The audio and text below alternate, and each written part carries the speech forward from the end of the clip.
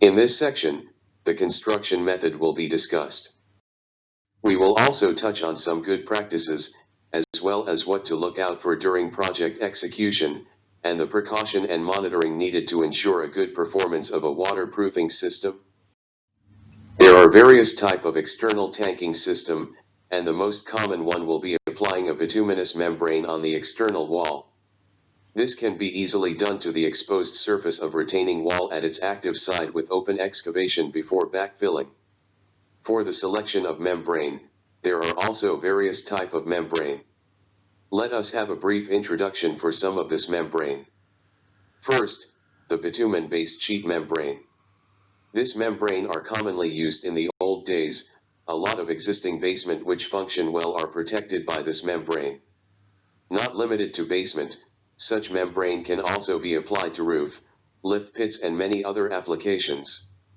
The modified bitumen compound are always reinforced with a combination of polyester and fiberglass to enhance the strength and provide dimensional stability. In general, there are these few types polymer modifier that forms the compound of the formulated bitumen. Amorphous polyalpha propylene, atactic polypropylene, styrene butadiene styrene. As different product exhibit different properties in thickness, elongation, punctual resistivity, adhesiveness, etc. A proper and detailed review on the waterproofing specialist submitted method of statement is very important. Some of these membrane system during the installation will need to involve heating process, such as using lip torch to melt the bituminous for bonding to the substrate and lapping at the joining edge. Such operation not just post safety concern but also required good and well-trained specialist worker to carry out a high-quality installation work. Therefore such membrane is getting less and less popular recent years when other new membrane technologies are introduced. The commonly used membrane nowadays often come with self-adhesive properties, and some of them, the adhesive bonding strength is very high and also add on extra function of preventing water from moving laterally between the membrane and the bonded substrate. These membrane backing are made of composite sheets with HDPE film of different thickness and high bonding strength substance for extreme good bond contact with walls and floors. Some HDPE with enhanced properties and thickness forms a self-protecting layer during backfilling works. During installation, to ensure proper lapping and proper bonding to substrate is the key things to be observed and monitored during installation. And depends on the type of HDPE backing, protection layer to be introduced to serve extra protection during backfill, and monitor the backfilling processes and control over the backfill materials. For basement wall build-up by secant board pile or contiguous bore pile, the external tanking waterproofing cannot be done. Therefore the waterproofing system has to be done at the passive side. In theory, or even in the construction drawings, the bore pile wall system are nicely aligned. This is not always the case during construction. To align the unevenness of the secant or bore pile wall, another concrete patching will be done. And normally, an extra reinforced concrete wall can be built to form the final basement wall, integrated with lower slabs and upper slabs. Waterproofing thus can be introduced to the patched surface before the installation of the formwork for the basement wall.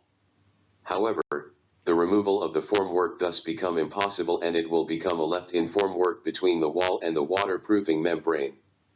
There are recent year new reverse bonding type of waterproofing membrane, which can be introduced between the concrete aligning patch and the final wall, if one insists on the use of solid membrane as a choice of the waterproofing system. There are always others' choice, for example, an internal applied liquid waterproofing membrane, or a patching with the spraying of high-performance migratory slurry, or add-on with an internal waterproof concrete wall. Like the Type B system we described in the earlier section. When this system is designed and being introduced to serve as waterproofing barrier, watch out for the unevenness and always observe the minimum design thickness for the integral system. As the integral system depends on waterproofing additives, the reinforcement spacing as well as the geometry dimension to function efficiently. Short change in the thickness, for example, in order to accommodate to the misalignment of board pile, will compromise the performance of the integral wall. insufficient concrete cover, unevenness of thickness, concentration of forces at the weaker points. These are all the problems that causes undesirable crack width of the integral concrete. The waterproofing substance, such as the crystallization type waterproofing additive, will lose its sealing function when the undesired crack width go beyond the design limit. The system described above can be used separately. And of course one can also choose a hybrid combination of the system, or introduce a combination of all system. But, be careful, a good design is what is the optimum, not what is the ultimate.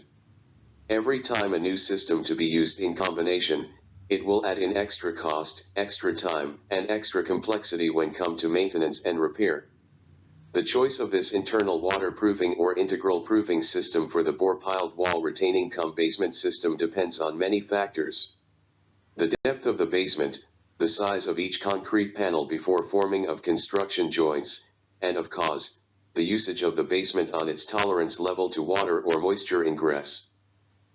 When an integral waterproofing system is introduced for basement, it can serve the following function. Act as the primary protection system. When it acts as a primary protection system with no others in combination, the construction quality of the system must be under tight control and monitoring during execution. The constructed thickness must be according to the design.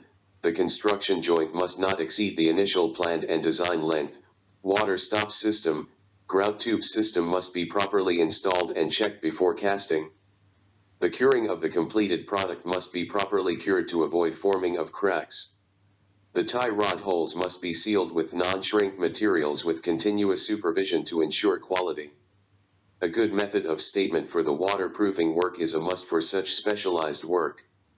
However, in many occasions, a standard statement will be submitted by product supplier to be filed in the project site. Thus, a first gatekeeping will be the review of this method of statement to make sure it suits the project requirements. It's best to be done by qualified personnel, but sometimes, it is simply signed off by a site supervisor. The second gatekeeping will be tight site supervision, monitoring, and control during execution.